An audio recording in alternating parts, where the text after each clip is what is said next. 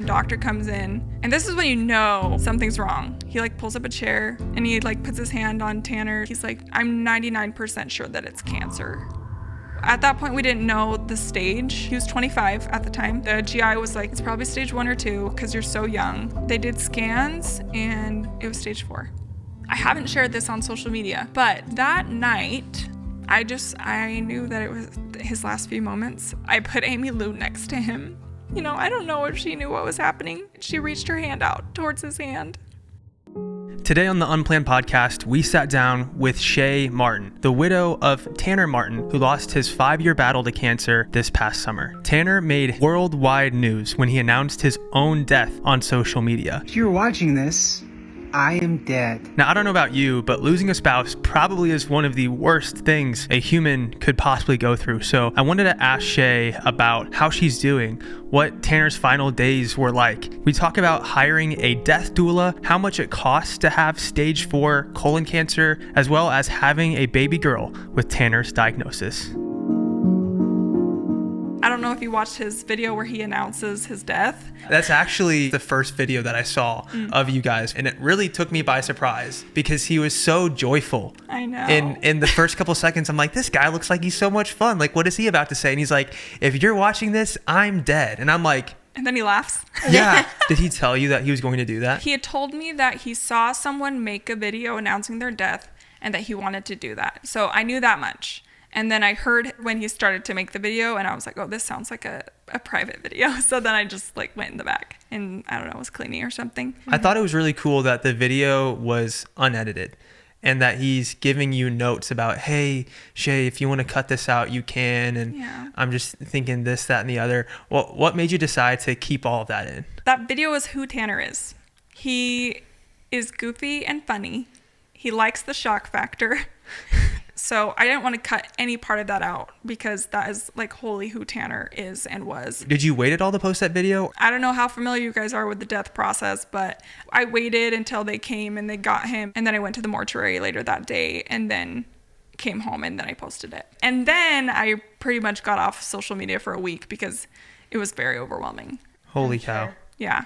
It was very overwhelming. That is heavy. I want to talk more about that, but I think it would be good to start at the very beginning. I want to know about your love story, how you guys met. I know he got the diagnosis about 2 years into you guys being married, but talk to me about those like early years of falling in love and those first 2 years of marriage. Tanner was a Mormon missionary in Mesa, Arizona, where I'm from. I was a senior in high school, very bratty, very...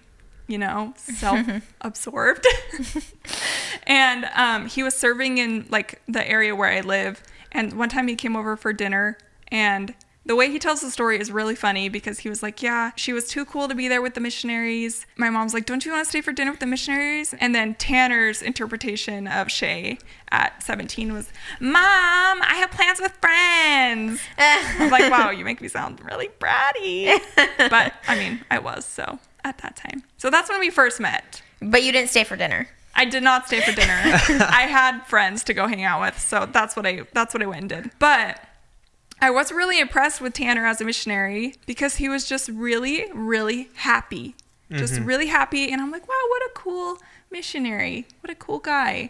Missionaries are off limits. Oh, okay, yeah. Yeah, they're off limits. His first area was my home church.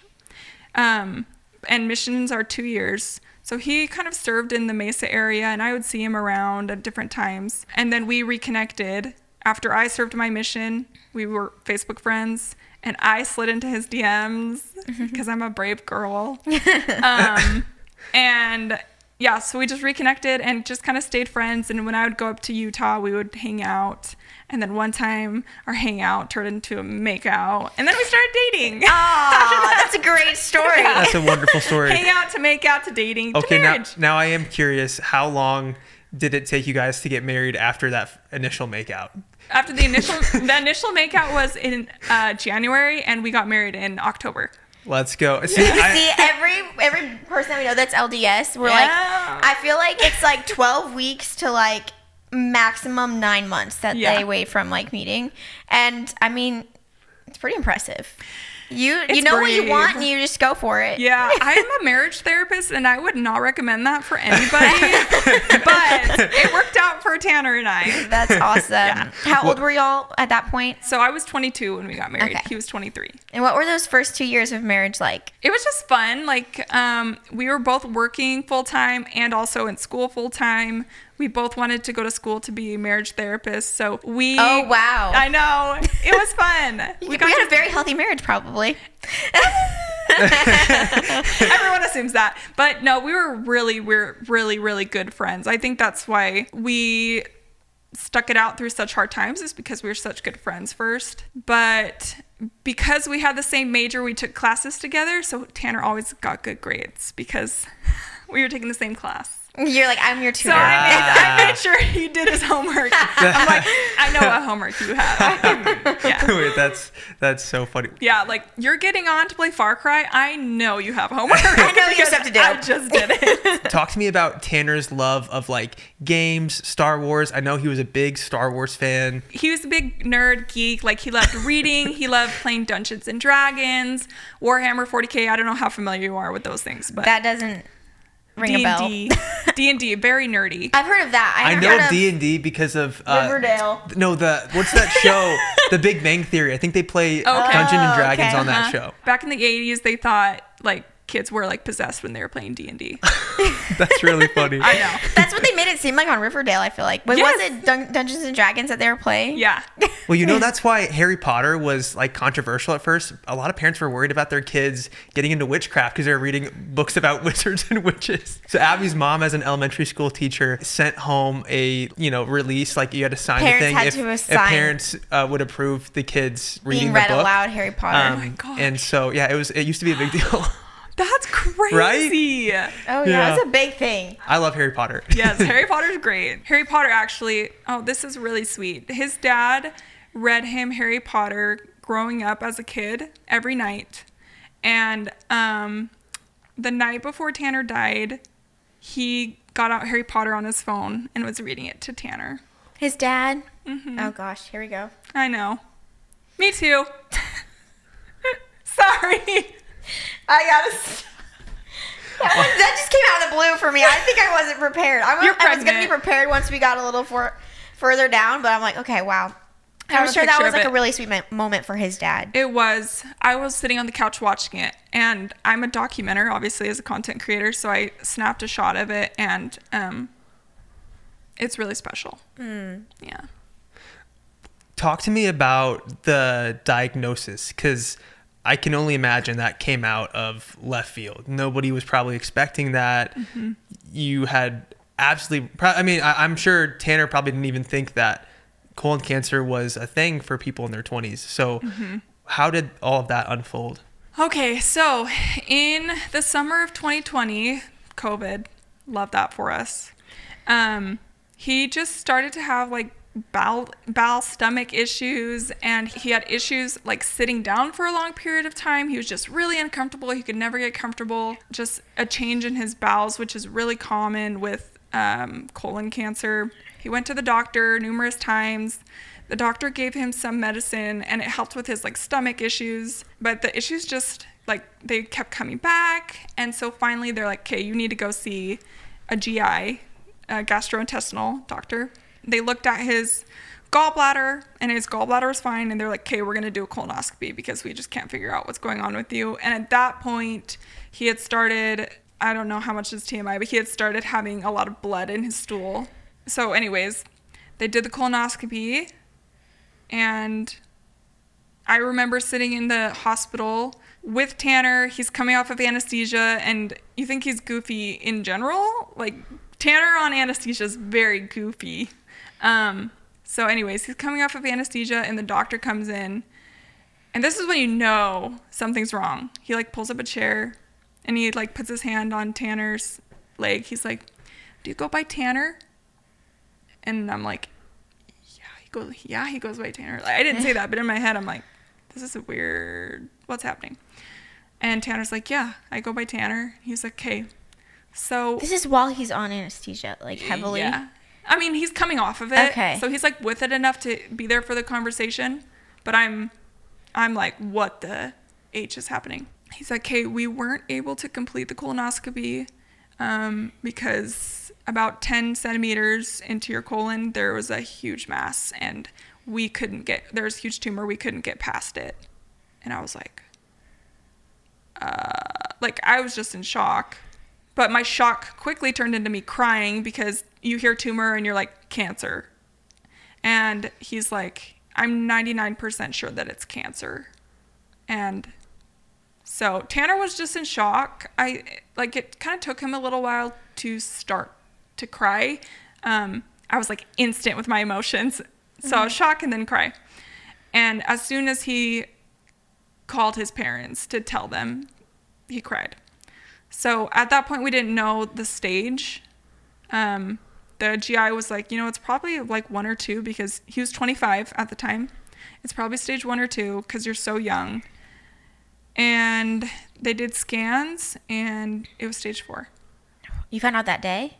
No, it was like a week later. But they did scans. They read the scans. The oncologist called us and they were like, yeah, it's stage 4. It spread to his liver. So. Gosh, and did you know at the time that meant that it was terminal or? No, so the way Tanner tells us is kind of funny. The first time we went to the oncologist, which was the very next day after going to the GI, after getting the colonoscopy, the oncologist was like, yeah, this is what we do at stage 1. This is what we do at stage 2. Stage 3 is a little more intense. Stage 4 is considered incurable. And Tanner's like, so do you just send the stage 4 people home? Like he just, yeah. Do you just send them home? Just wanted to use humor. I know, always. Also, at that appointment, he's like, so, like, what stuff can I get for free? Yeah. Since I have cancer now. I know. Just always trying to make things light and funny. And he seriously joked about dying from the very beginning. Oh, wow. Yeah, that's just him. Did that make it easier for you, or did it make it like, okay, now I'm the one who has to deal with like the seriousness of this because you're not. It made it easy. It made it light. But other people were like, do I laugh at your death joke? I'm like, sure. I don't know. Like one time we were at the dentist and my mom's a hygienist. So everyone there knew Tanner and knew what had happened. And he made a death joke. And one of the hygienists was like, I don't know if I should laugh at that or not. And that's how I feel like people responded. That was very honest of her. I feel like I would just be like and then like, was I supposed to? I know, right? Did Tanner get joy and like, I don't know, did he think it was funny that people were uncomfortable when he would make those jokes? Loved to make people uncomfortable. Okay. Literally, I think that's his favorite thing. He loved to make me uncomfortable. Every time we would do a TikTok live, he would say something so inappropriate and I'm like, sorry guys. Sorry, I apologize. I'm very sorry for my husband. He says very inappropriate things. Yeah. That's hilarious. Who did he get that from? Was that like his dad, his grandpa? I think it's his dad. Okay. Yeah. Let's take a quick break from the episode. I don't know about you guys, but after a long day, there's nothing better than just laying in my bed and snuggling up in my cozy sheets and just feeling so at peace in the world because I have Cozy Earth sheets. Abby picked them out. I love them. One of our friends who visited our house recently actually took a peek in our bedroom and was asking us about our sheets and our bedding, and it's from Cozy Earth. If you haven't heard of Cozy Earth, it is bamboo sheets that are temperature regulating and guaranteed to give you a comfortable night's sleep. Their cuddle blanket is also so luxury, it offers a combination of comfort and style. And the great thing about Cozy Earth is that it is a risk-free purchase because there's a 100-night sleep trial. Yes, you heard that right. Try them out. If you don't love them, just return them hassle-free. But trust me, you won't want to. They also have a 10-year warranty because once you feel this level of comfort, you'll want it to last a decade. Head to CozyEarth.com and use our code Unplanned for 20% off. That's CozyEarth.com, code Unplanned. And if you get a post-purchase survey, make sure to let them know that you heard about Cozy Earth right here from the Unplanned podcast. Because home isn't just where you live, it's how you feel. Let's go home with Cozy Earth. My grandpa also recently had cancer, which is obviously totally different going through it with like a grandfather than a 25-year-old spouse. But I remember when they were talking about his diagnosis, they used the word palliative. Mm-hmm. And I don't even think that like they did just kind of throw it in there. And like not everyone necessarily knows what that means. Basically, like you said, incurable. Like, and they kind of just like threw that in there. And I remember like later on, they like asked each other in the car, and my grandma was like, "Do you hear that word that he said, palliative?" Like that was like the first time because that is like something that you like, as you're sitting talking with a doctor, I cannot even imagine hearing those words also, and then like also coming to terms with that reality in such a, it's not cold, but it kind of feels cold, like to just, because it's medical, right? It's just like not emotional. Yeah, it's not emotional. That has to be a uncomfortable experience, because that disconnect between like, this is like uprooting our life, like this is just, you know, crumpling everything that we had planned for our future, but then it's just like all in one word and in an office. Yeah, I can't even imagine. We were lucky because we had an oncologist that was very, very compassionate. He came and visited Tanner on hospice. Tanner was NED, which means no evidence of disease, for like 3 months at one point in his treatment. And our oncologist like took us to dinner with him and his wife. And so we were really lucky to have such a compassionate team. The nurses were great. But a lot of the other areas of the medical field during this experience, they are just, I think it's because they do it every day. Right. That it just becomes kind of like, you know, your job, just kind of robotic, not as emotional. But in our oncologist case, we were very lucky. Yeah. And what is an oncologist? They specialize in treating cancer. Okay. So like chemo, and there's like a radiation oncologist, which is a separate type, but oncologists give the chemo. I mean, I don't know the exact numbers, but correct me if I'm wrong. Didn't Tanner go through numerous surgeries, like round and round of chemo after another? Like, do you know the exact numbers of like what the surgeries were and all of that? Yeah, everybody always asks me that, and the answer is no. I should probably go and figure it out so I can have an answer. But I know it's like really big surgeries, he had at least 6, and then like procedures. So like you still go under anesthesia. He probably had, like 40. Wow. He ended up having like over 50 rounds of chemo, 11 weeks of radiation, a lot. When it comes to like the bill for all of these procedures and surgeries, like what does that look like? Well, it depends on your insurance. Is that what you're talking about? Yeah, insurance. It's crazy because they think they hold like doctor degrees. The insurance, right? Like, You don't need that. Yeah, you don't need that type of pain meds. And excuse me, like my doctor prescribed this for me, but for some reason they get to decide. I can't even imagine. Yeah, so in our case, we were lucky because Tanner had good insurance because he's Native American, and so there was like a special subsidy thing. So for like a huge part of his treatment, he was on this Native American insurance, and then for the last 2.5 years, he was on Medicare because he had been on disability for long enough. They like force you onto Medicare. So Medicare wasn't as great, but 1 year, let's see, the total treatment was like $3 million for that year. Holy cow. Yeah, we didn't have to pay that, but that's how much insurance paid, and then we just had to pay like whatever the copays were. But what is a copay for $3 million of bills? Honestly, hospital bills? Like Tanner's insurance was really good that year, so I think it ended up being like maybe $5,000. Okay, that's good. Yeah, I was good. like panicking there for a second. That insurance was good. The Medicare insurance wasn't as great, but he didn't have the year of 2023. He basically lived in the hospital from like July to January of 2024. So it was a lot of hospital stays, and those are very, very expensive. Holy cow. Very expensive. So that was 2023 was the most expensive year for hospital bills. Yep. And I'm guessing at some point, you mentioning $3 million, you saw they must have like sent you something in the mail and they summed it up and it said 3 million. Yeah, I could see on the like whatever app that I had for the insurance, I could see how much they'd paid out, and then how much it like shows you like how much of your deductible or max out of pocket have you paid for the year, and so it showed me that. Wow. Yeah. So when he was in the hospital for that amount of time, Did you just have to drive home every night? Oh, yeah, that was hard because I was in my master's program at the time. Oh my gosh. I know. It was really tough. Oh, yeah. I was in my last year of my master's program. And I was working. So I would go to school on Mondays, and then I would work in the evenings as a therapist, getting my hours to graduate. And then I would drive to the hospital and then stay overnight, stay there Tuesday, and then go to school, drive back, go to school Wednesday, see my clients Wednesday night, drive back to the hospital, and then I would stay at the hospital. How far is that distance from the hospital? It's like 40 minutes.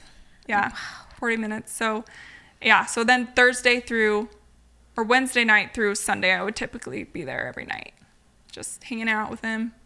Wow. Eating the really good hospital food and door dashing a lot. Yeah. Oh my gosh. Was that before or after you were working 3 jobs simultaneously to help pay for expenses? That was after. That was after. Thank goodness. Okay. Yeah. At that point, I was only working my therapist job. But yeah, my first year of my master's, I was an adjunct professor, and I was working as a office manager at a sex therapy clinic, and then I was a wedding photographer. Holy cow. Yeah, that was a lot. And you did all that just because you guys needed the money? Yeah, Tanner couldn't work. He didn't work like the entire 5 years. At one point, he tried to go back to work during the 3 months where he was no evidence of disease.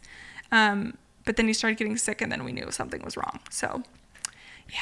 It was a lot. That's so wild. Even just to think about, like, going from hearing that diagnosis to, like, even just making plans. Like, I'm going to still, like, deciding to get your master's and deciding to, like, keep pursuing. Like, was that weird to try to decide, like, okay, where do we go from here? Like, did you almost question everything that you had planned? We had really good advice from the very beginning. Someone that my dad worked with had lost his wife to cancer, and he said, do not wait. Don't wait to do things until he's feeling better, because he may never feel better. So do everything you can right now. So I was like, all right, I'm going to go to school. We're going to travel. We don't care about buying a house right now. So we were like, all right, we're going to travel. We're going to go the places we want. And we did that. And so that made it so when Tanner died, I had 0 regrets about the time that I spent with him. So would that be your advice to someone if their partner 100%. Just to do everything right now? I just had someone message me on Instagram telling me that their husband has stage 4, I think they said stage 4 colon cancer. And she's like, I just feel so paralyzed. And I just told her, do not wait to fulfill your dreams. Like, do them now with him. So whether that, and everyone has opinions on, like, lots of people have opinions on our choice to have a daughter, have a kid together. But I have no regrets. And I am so grateful that we chose to live our life during those 5 years.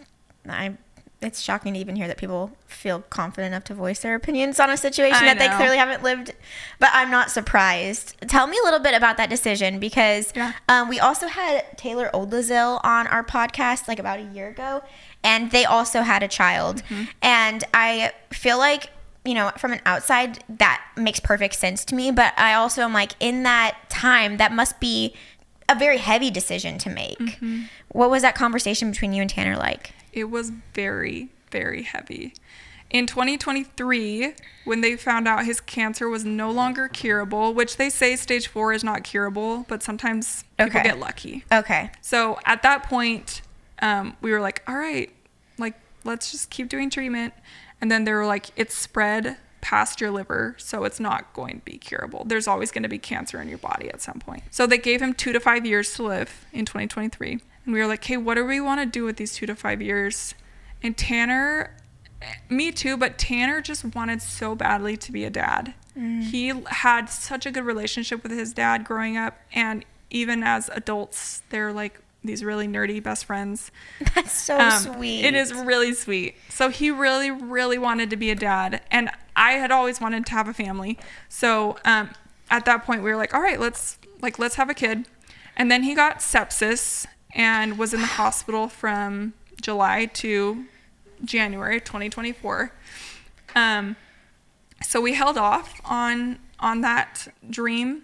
I had done an egg retrieval in the summer of 2023 to plan Before this happened. Yes, to plan to do an embryo transfer in September, and then we just held off. So we had 12 frozen embryos just waiting for when we made the decision to. I don't know a whole lot about like that process. So why the summer of 2023? Why not do an egg retrieval in 2024? What was kind of the reasoning behind having those frozen eggs ready to go? Like, what does that process look like? Well, we wanted to do a transfer in September, so our child would have as much time with Tanner as possible.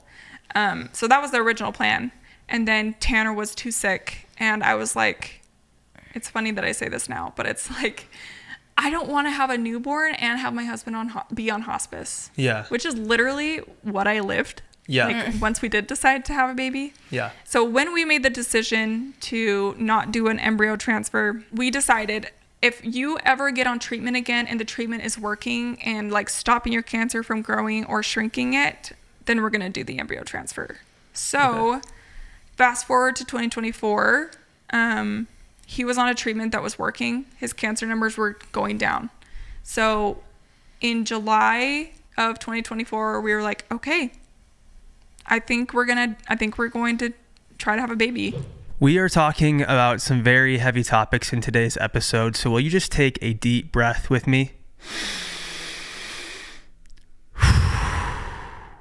Sometimes, like, whenever I get stressed, I remind myself to do that because I literally tell my kids to do that when they get worked up. And that's why I'm a big fan of Headspace. Headspace is the app that helps me and 100 million people with their mental health and well-being with guided meditations, mindfulness practices, breathing, and calming exercises, and so much more. They combine scientifically proven benefits, meditation, and mindfulness with modern practices, and you learn from experienced meditation teachers. They even have a quick on-the-go program that helps get you in the right headspace in just a few minutes. The app has customized, personalized approaches to help you navigate through all of life's moments, big and small. And I've personally found that in my life, if I ever just take a minute, listen to some calming music, especially with Headspace, I think they have such an amazing platform for accessing meditations and calming music. It just takes me out of life's frustrating, intense, stressful moments. And it just helps to remind me that I need to slow down and just be at peace with who I am. Feel good and mean it when you say it. For a limited time, get Headspace free for 60 days. Go to headspace.com/unplanned. That's headspace.com/unplanned to unlock all of Headspace free for 60 days. Headspace.com/unplanned. Tanner's oncologist at the time said, you could be on this treatment for years and it work. You never really know with cancer because at some point it can just be like, I'm done working with this stupid drug, or actually drug that we love, but then it becomes a stupid drug because it stops working. Is it hard to have hope then? Yeah. Because you're like, this feels futile. Like if it could just, gosh. I just came to a place of, I was tired of the roller coaster because it's very much a roller coaster and it's really, really hard emotionally. I came to a place where I was like, cancer is going to take Tanner's physical life. I'm just so grateful for every single moment I get with him.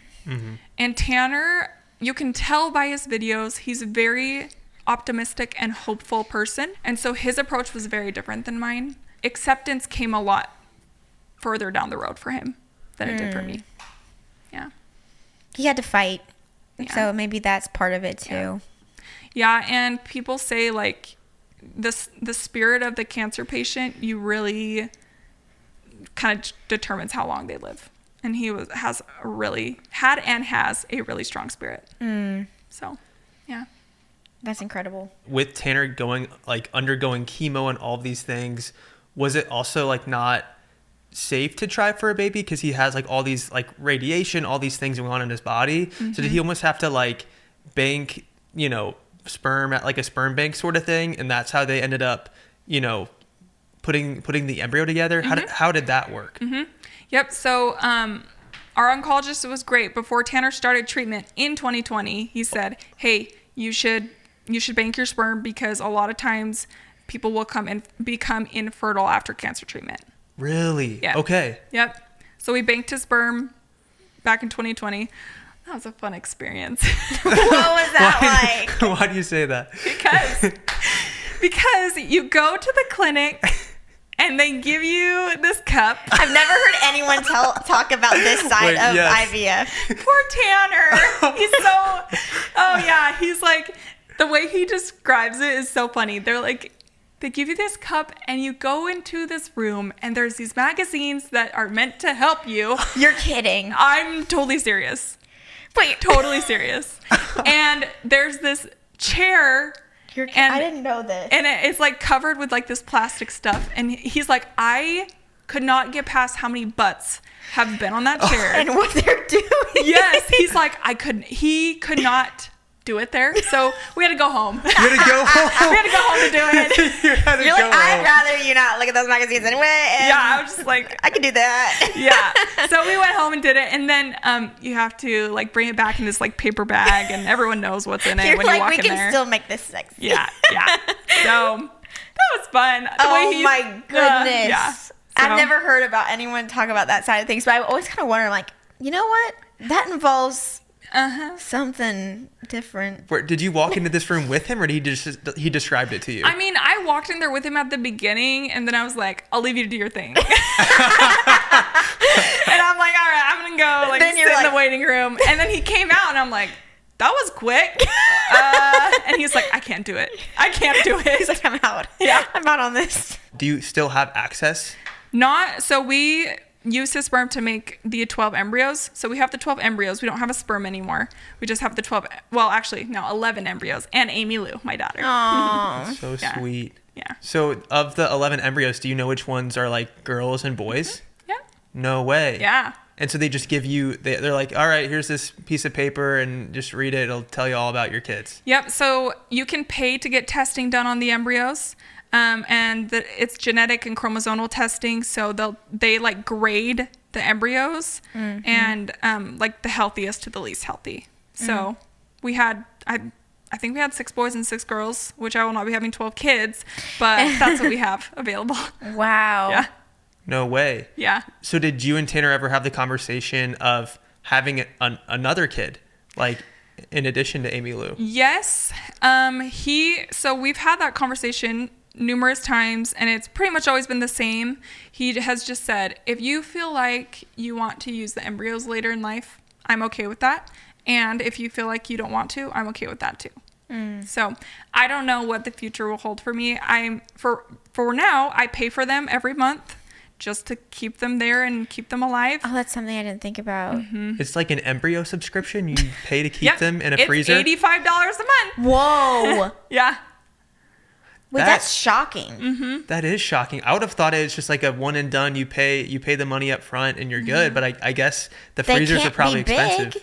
No, they're tiny. They're teeny tiny. I didn't know that. Yeah, but you're like basically preserving 11 lives. Right. Yeah. So $85 a month. I have another widow friend, and her husband's been gone from Earth for 7 years now, and she still pays for the embryos that she has. Even though she has 2 twin boys, she just can't bring herself to stop paying for them. So you must have such a connection. Yeah. Yeah, that's a weighty decision. Yeah.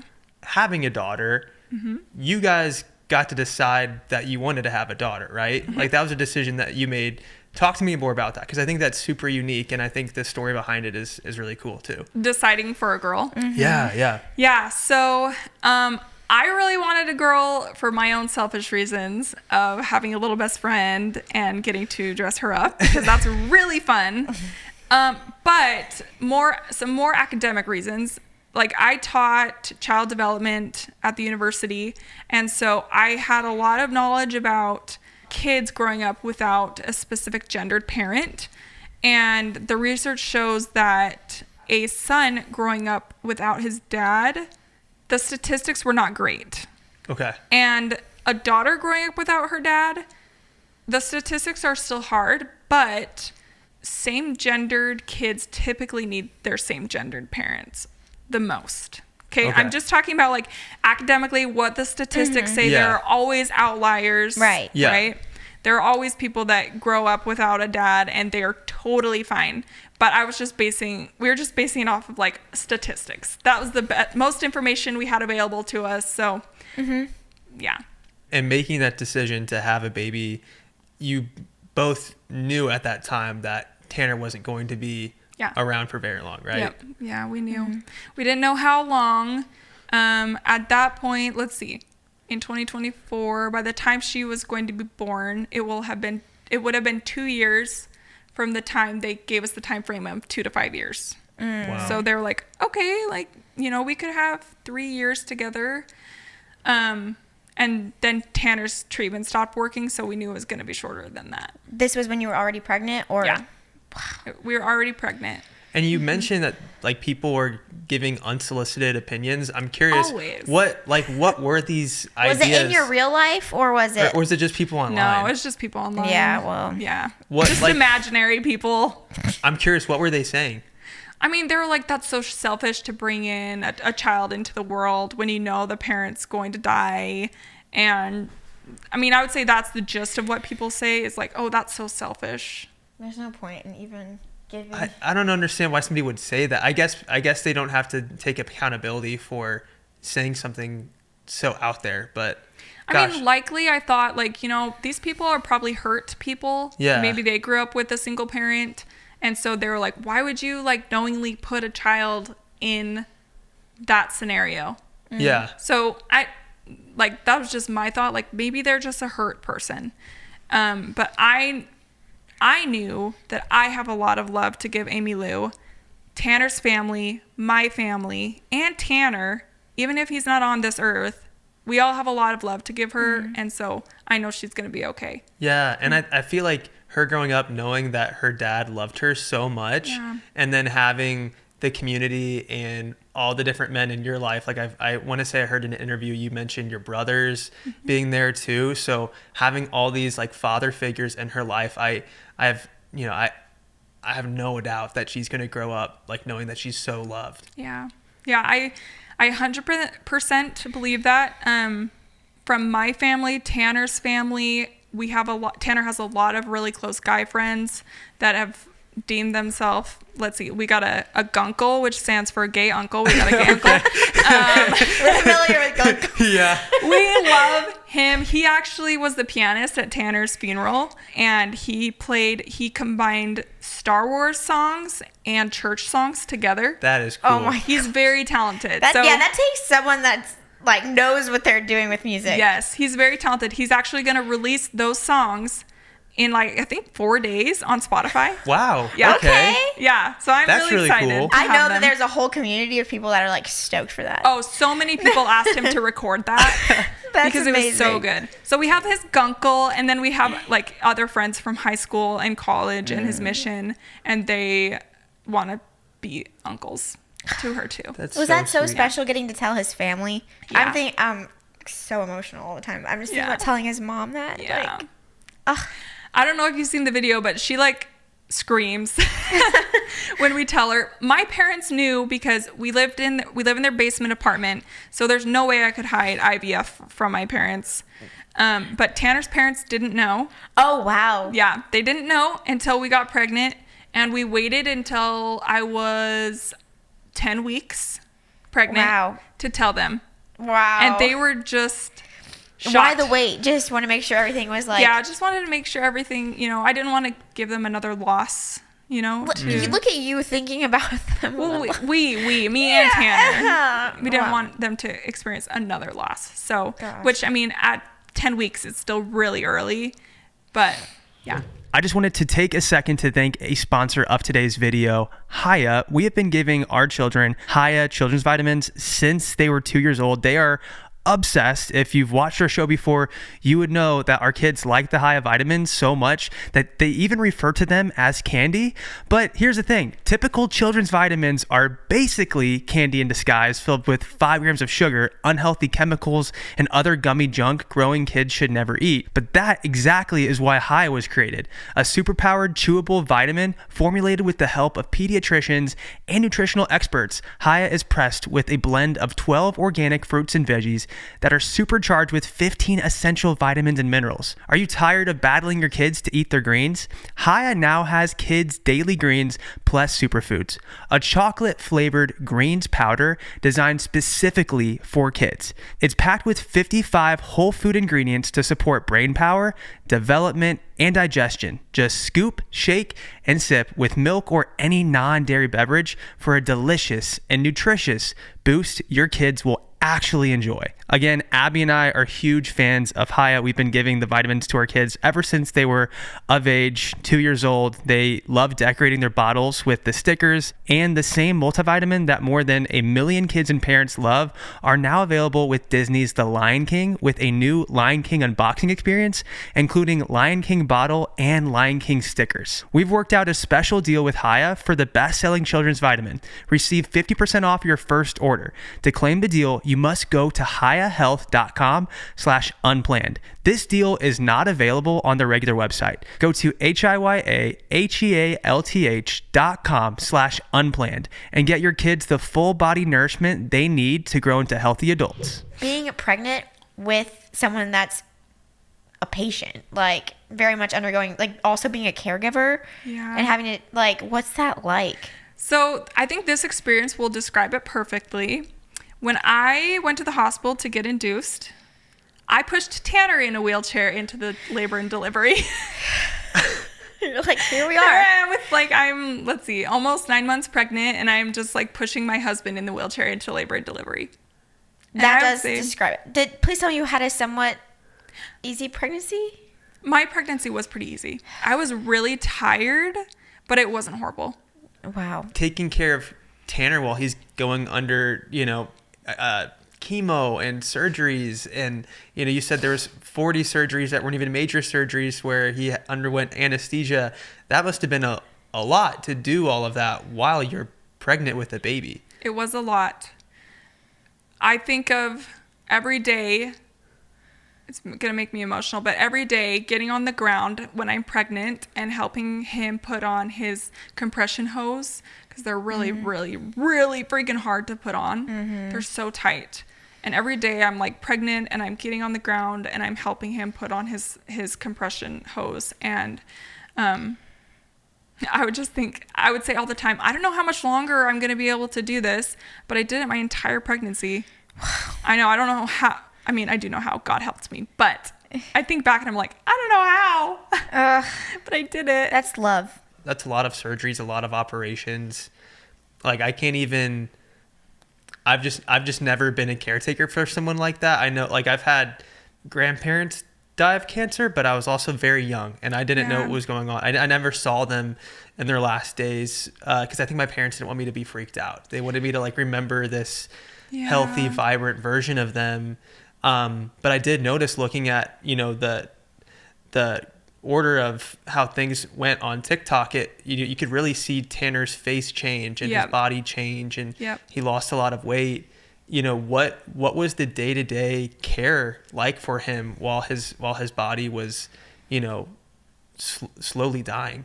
Well, it depends on what time of treatment we're talking about. Because by the time I had Amy Lou, this was so hard for me, you guys, because I had been his caregiver for over 4 years, and I was always the one up with him at night. I was always the one helping him get cleaned up.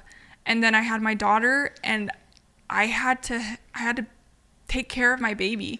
And so it was so hard for me to have people come and help. And our house was a party, a really sad party, for like 6 weeks, because every night his mom or dad or brother came and stayed with Tanner.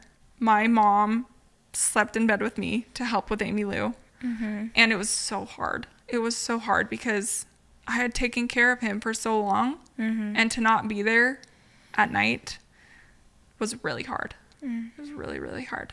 And as he declined more and more, we had to do a lot more for him, you know, helping him just walk around. Although when he was on hospice, man, that guy, he was like, he was really strong. Like the hospice nurses were like, yeah, people usually just stay in bed, and he did not stay in bed. He would like get up, walk to the sink, just like drink from the sink.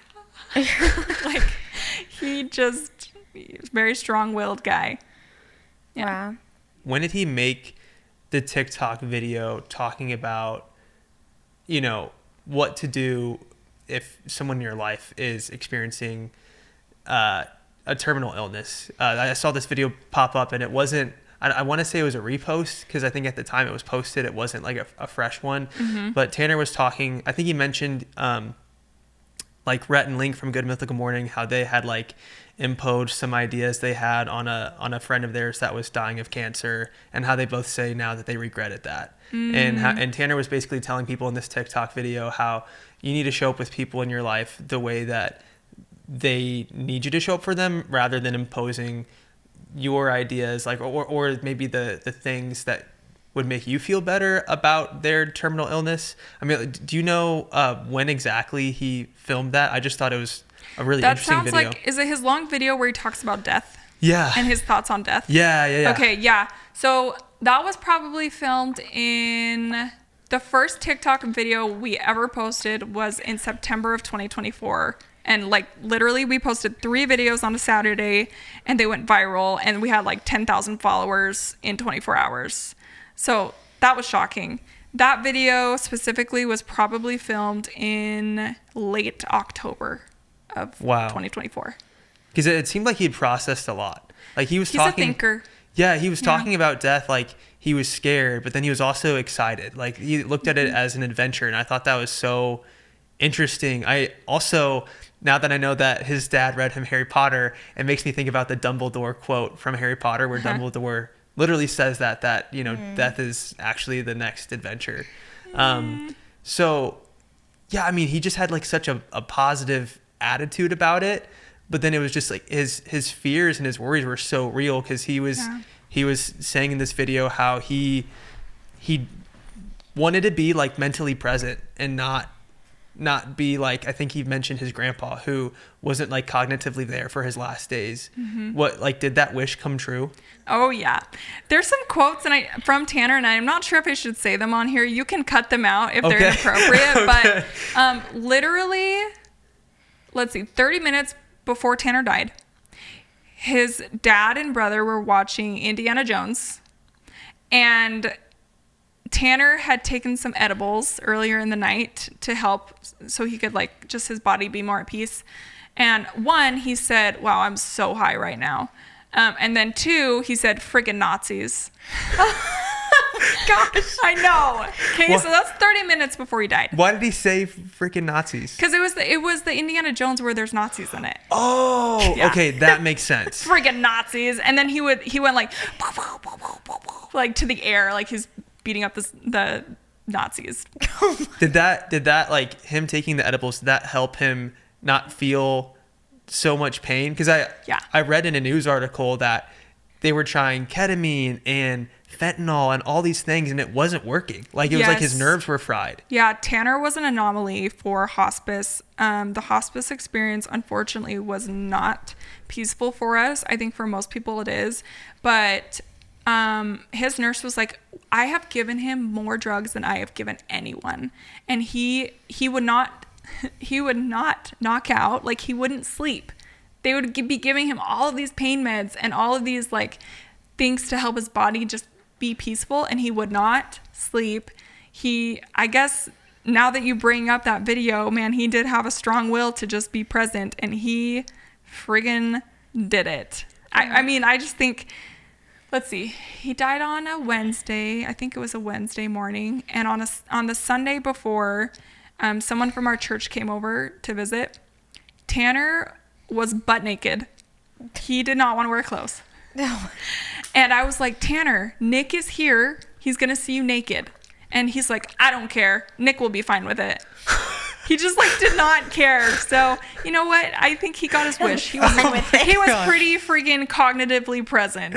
Oh my gosh. Yeah. What did Nick say when he saw Tanner butt naked on the couch? He was totally chill with it. He was just like, and this is really sweet, but there's this one part where Nick was over that visit, and Tanner stood up, turned around. By the way, he's butt naked. Got down on his knees, butt naked, by the way, if I didn't make that point big enough. And I was like, Tanner, what are you doing? And he's like, I'm praying. And I was like, oh my gosh. First of all, I was crying because I was like, here's my husband who's dying and he still wants to pray. Also, his butt is directly facing our friend from church. Yeah.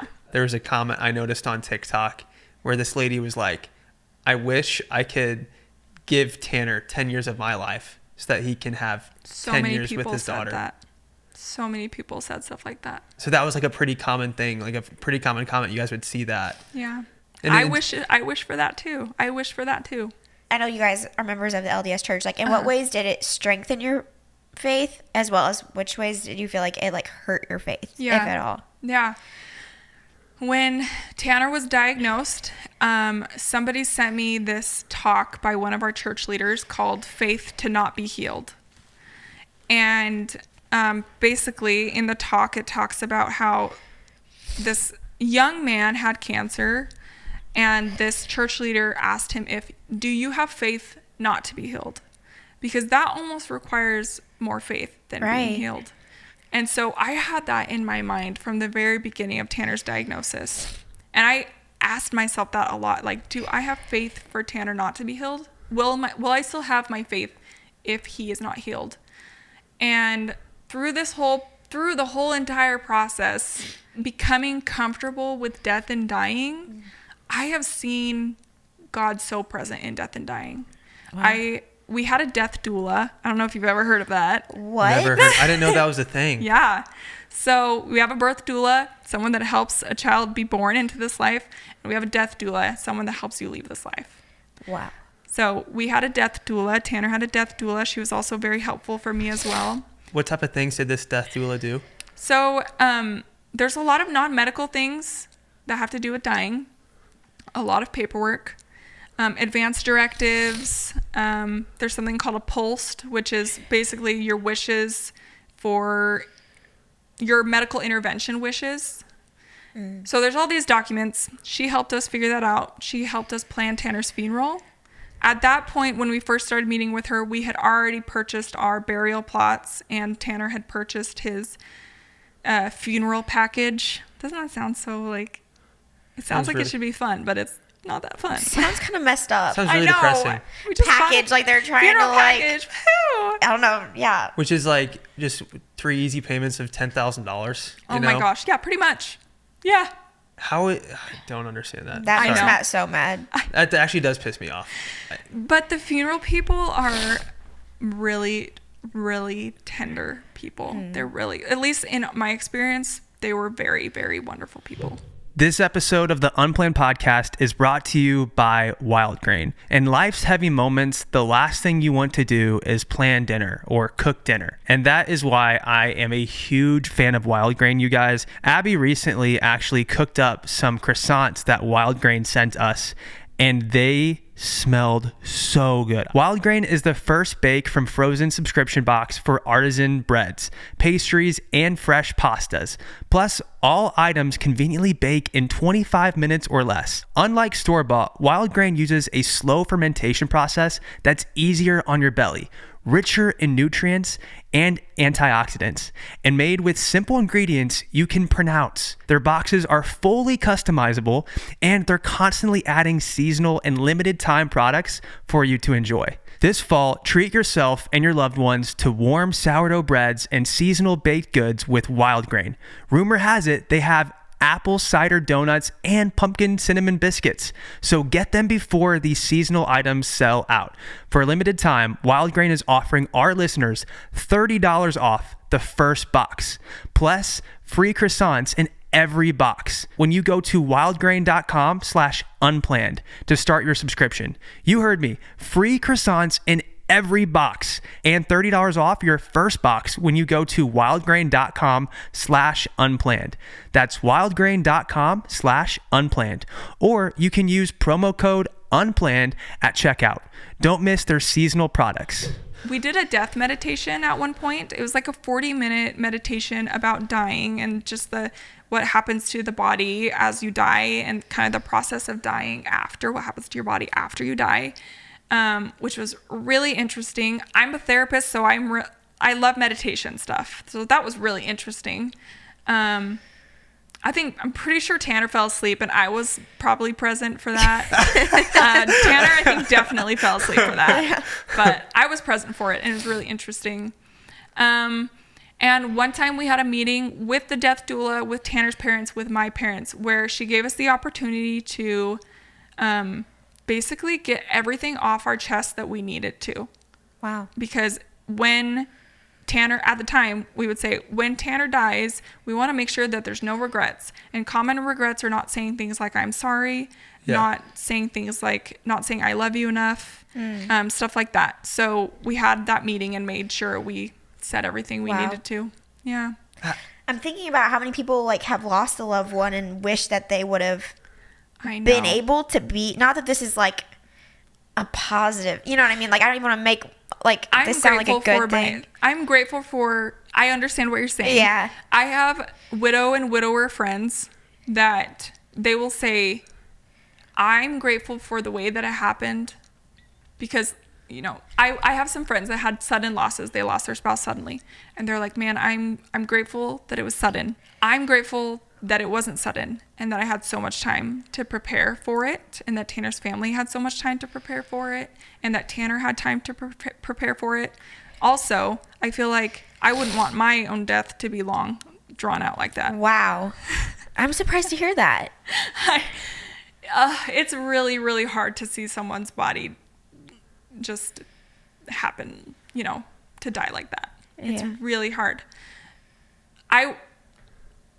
I wouldn't say, if I didn't have this experience, I don't think I would say that.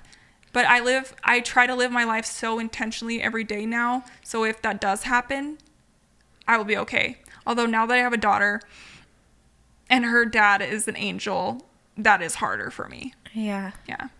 I don't know if this is the best place to ask this question, but I guess I'll just ask it. Yeah. I thought it was really cool that you guys did a living funeral. Yeah. Whose idea was that? That was our death doula's idea. Really? Yes. She said she had seen some living funerals or celebrations of life, and she said, I wish more people did them.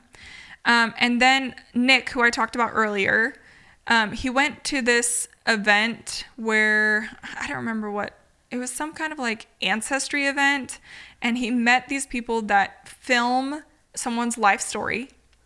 And so he introduced us to this organization, and they filmed Tanner's life story. And then their idea, along with Cammie, our death doulas, was to have a premiere of the life story. That was really cool. I've never heard of that being a thing, a living funeral. So I thought that was really neat. It was so fun. And I also thought it was really neat too that, you know, you guys documented everything that you were going through. I started documenting from the very beginning when he was diagnosed. I wasn't doing reels or videos. I was just doing pictures. And it was because I wanted I wanted people to have a place where they could go and get updates, so I didn't get hundreds of text messages. Ah, okay. So that's originally why I started documenting. And then as Tanner's cancer progressed, I was like, you know, I want people to see what it's really like for us. Yeah. And so then I started, you know, especially when he was in the hospital for like 8-ish months. That's when I really started getting more into documenting videos. And the videos were very unique. Like, I don't think I've ever seen another video on TikTok that was like, come with us to go to the cemetery to pick out plots for when I'm dead. Like, it was like, what the heck? I was like, this can't be real. The and shock it's like, factor. Yeah, and Tanner was all about that. Yeah, he was all about that. I don't know if you saw us shopping for, what are they called? Caskets, where he pretends to get in a casket. That one's fun. Oh my gosh. Yeah. I didn't see the video of him, so he actually got, or he didn't get in it, or no, he just like went over there and he was like pretending to like try to get in. Yeah, he's just a funny guy. And caskets are expensive too. Yeah, freaking expensive. What didn't he end up having? Star Wars. There was like Star Wars stickers. Yeah, all over it. That was one of his wishes that's fun. that people put Star Wars stickers on his casket. I'm like, all right, we just paid $6,000 for this casket, but yeah, you can put stickers on it. Yeah, you can put stickers on it. But it was Tanner's wishes. I would do whatever he wanted to do. He even joked about wanting Wi-Fi in his casket so he could watch Netflix, and I was like, sure, I'll put a Wi-Fi thing in there for you. Put a Wi-Fi or just put a router. Yeah, just put a router in there for you. In the funeral, I want to say the Washington Post said that there were 31,000 people that watched it live on the stream, on YouTube. Mm-hmm. So who set this up? Did you like have your phone like with YouTube pulled up and you just had it on a tripod? So actually, it's really common for funeral homes to live stream. I didn't know that. Yeah, just like for family around the world. Tanner just happened to have a lot of friends and fans and family from all over the world that wanted to watch. So yeah, 31,000 people watched it live, and then I think at this point, it's been a long time since I've looked, but it got up to like 54,000 people that watched his funeral. That's huge. It was a party. He wanted it to be a party, so that's what it was. Was there anything unique about it as far as like party themes, like in addition to the Star Wars stickers on the casket that he requested? He wanted a harpist to be there to play Star Wars music, so I found a harpist and I hired her to play Star Wars music. So we did that. His friend Jake, who's the gunkle that I was talking about earlier, he wanted him to play Star Wars and church hymns together. So Jake actually came over before Tanner died and was like, hey, let's go through these songs. Show me the church songs you like, and then I'll mesh them. So he was able to play those songs for Tanner, so Tanner got to hear them. So we had that, which is pretty non-traditional for an LDS funeral to have Star Wars intermixed with hymns. And then for his luncheon, he wanted everyone to have Navajo tacos. I don't know if you know what those are. Wait, is that a local taco place in Utah? Navajo is a Native American tribe. Well, I know that, but I didn't know if there was like a Navajo tacos chain in Utah or something. Nope, just his grandma. No, okay, so Navajo tacos are like an actual type of food. Oh, I've never had one. Yeah, I need to try. Fry bread, and then it's just basically like chili and lettuce and cheese, basically. That's really cool. It is pretty good. So that's what he requested. So our church, they were able to provide Navajo tacos for us. And then Crumble showed up with a bunch of cookies. There were a lot of businesses, I think, that like showed up for you guys at one point. And I even want to say you guys did a GoFundMe, and I know Tanner in his final video, announcing his death, he asked for people to come around you guys and support you. And I want to say that the GoFundMe far surpassed the goal. Yeah. What was the original goal, and then how much was actually raised? So the goal was $250,000, and there's like this AI with GoFundMe that every time it gets to a certain point, it just like raises the goal. Okay. So you don't like go in and manually raise it. The AI just does it.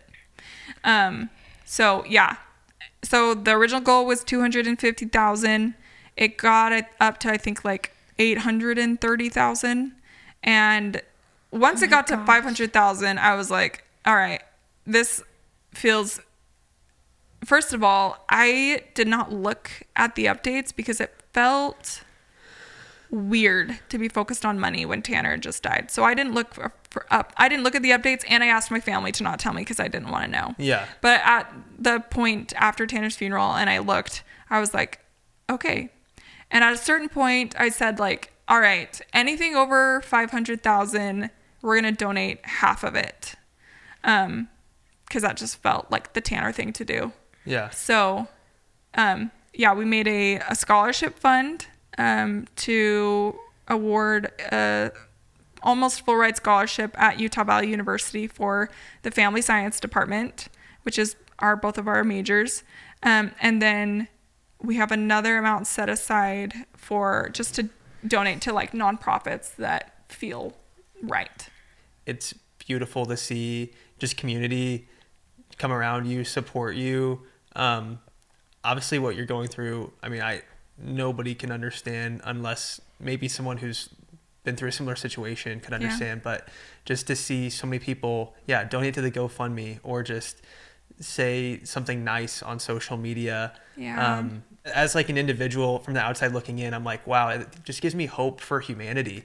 Amen. You know, right? Like we live at a time where sometimes things can be so divisive in our media and on the internet, but just to see all the sweet comments on your posts and to see people show up for you, like with that GoFundMe, it's like, wow. We experienced so much good from all different kinds of people, all different kinds of religions, non-religions, different political status, different immigration status, different race.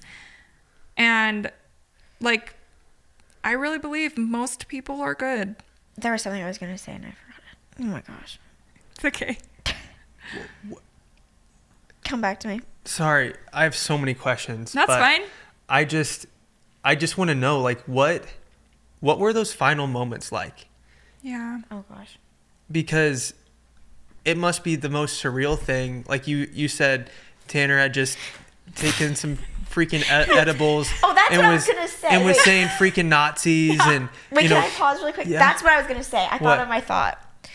You can tell that you spent that time preparing the way you talk about it now, because people listening to this podcast that don't know your story at all are probably shocked to find out this is very, very recent. Like this. Yeah, he died in June. And we're in September. Yeah. And you're also 4 months postpartum. Yeah. And the way you talk about it is so collected and you're so at peace with it. It was 5 years. Yeah. Yeah. So you had that time. You used that time so effectively to prepare, Yes. is what I'm saying. Like, we did. That's amazing. Now go back to what you're saying about Nazis. I'm sorry. About Nazis. Yeah. Go back to what you're saying about Nazis. Those final moments must have been so weird because he's like cracking jokes and you're watching the Indiana Jones original trilogy and then you said that was 30 minutes before he died. Yeah. So what was that? What was that like, those final moments with Tanner? So I came out at 4 a.m. To wash my pump parts because I had just finished pumping.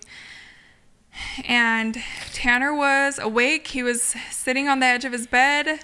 And Tanner's dad, Tom, was like, hey, I just had this experience with Tanner where we were watching Indiana Jones. It was so funny. He was like, friggin' Nazis. And I was like, oh my gosh, that's so funny. I haven't shared this on social media.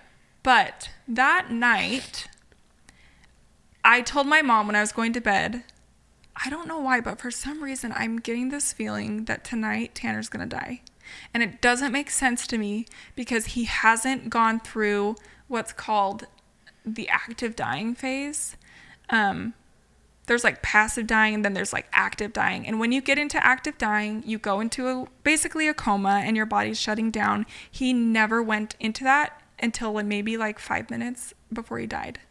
So I was like, it doesn't make sense. I don't like, my brain is like, no, he hasn't gone into active dying. Active dying takes it can take days. Wow. Yeah. So I was like, I don't know. But for some reason in my heart, I felt that. And then I went out at 4 a.m. and he was awake. He was on the edge of the bed. And I was like, all right, well, I guess I was wrong. I went over because every night, every time I was awake, every moment I had, I just said, I love you, Tanner. And I went over and I just patted him on his back and I just said, I love you. And he said, I love you too. Just so clearly. Yeah, my turn. He said, I love you too. And I went back to my bedroom and my mom was like, how is he? I'm like, he's awake. He just told me he loved me. So I guess it's not going to be tonight. And then about 30 minutes later, so at that point it was probably like 4:45, Tanner's dad came and knocked on the bedroom door. I wasn't fully asleep yet, so I just got up. I was like, hey, what's up? He said, I think Tanner's breathing just changed. I think it's time. And I was like, okay, like he was literally just awake. I would be shocked if it was time. So I went out there, and sure enough, his breathing had changed pretty significantly. The breaths were, pretty spread out. So I called the nurse and I said, hey, Tanner's breathing has changed. And I was on the phone, and Tanner's dad kept turning around. Tom kept turning around and saying, Shay, I think you need to get off the phone.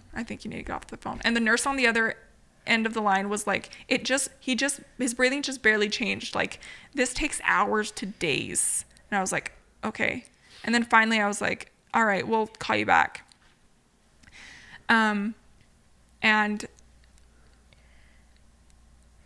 I knew that it was his last few moments.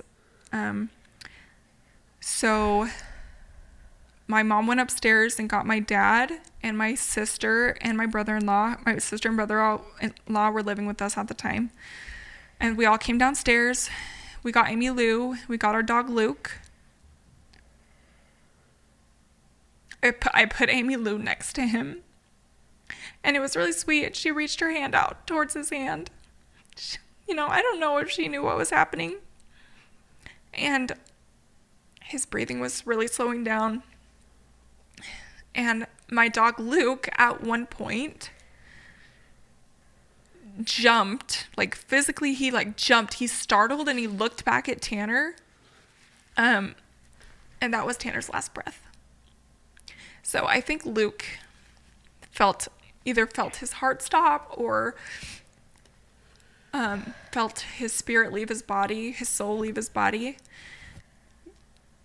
Before that happened, I was rubbing his hand, and I just told him, Tanner, we're going to take care of each other. It's okay.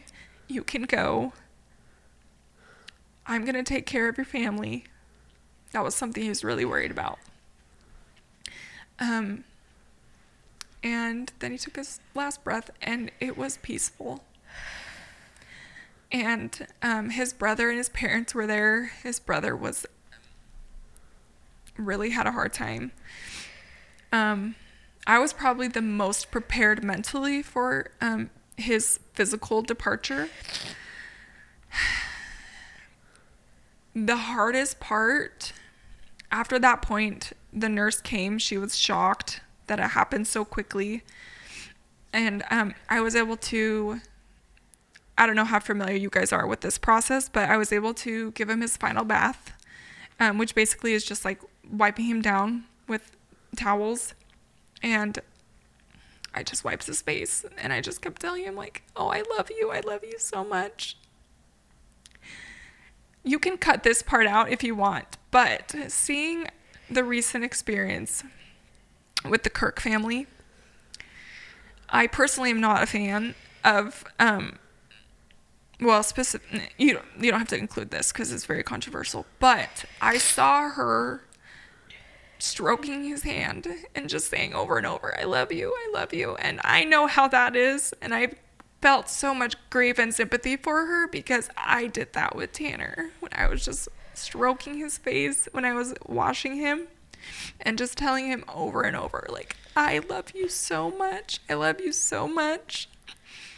And then the mortuary, they come and they take his body, and that was really, really hard for me. I was weeping so loud and so intently because it was so real at that point. Like, okay, they're taking his body. He's gone physically from this life. So that was the experience, and I do believe that day I felt that Tanner was really, really close by, because I just really, really felt at peace that whole day. So wow. That was the experience. God. Well, thank you for letting us in on such a precious but really, really intense moment of your life. I just can't stop thinking about how beautiful and also just heartbreaking it is, like the end of life and the beginning of life with Tanner and Amy Lou.